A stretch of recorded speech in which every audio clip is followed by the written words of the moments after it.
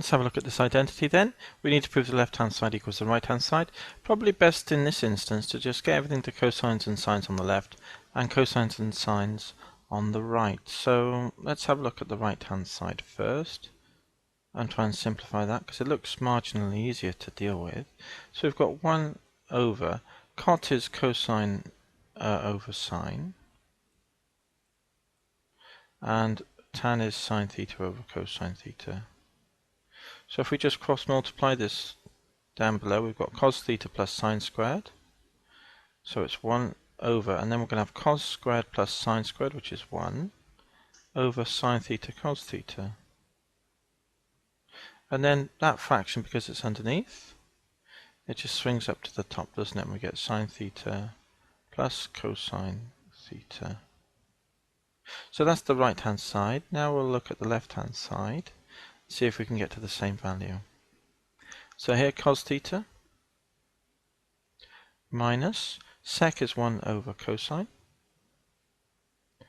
multiplied by sine theta minus 1 over sine of theta. So expand this bracket now. We're going to have sine cos, and then second term minus cos over sine,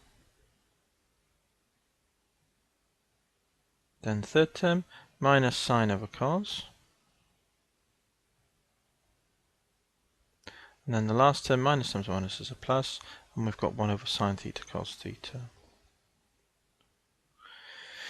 Okay, so what have we got here then? Okay. So sine theta cos theta. Yeah, what we've got here, if you look at it, I'm going to write a big fraction here, and I'm going to write a sine theta cosine theta underneath here,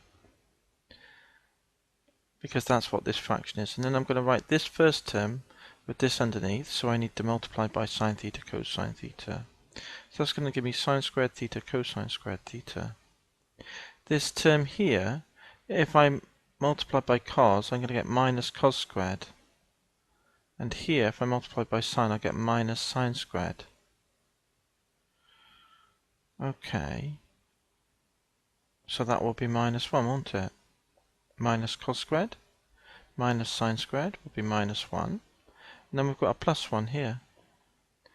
So these cancel. And then we're just left with sine squared over cos squared over sine cos. One of the sines will cancel. And one of the cosines will cancel. There we go. So it turned out quite straightforwardly in the end. And this is equal to, the right hand side is now equal to the left hand side. So I just put it in here.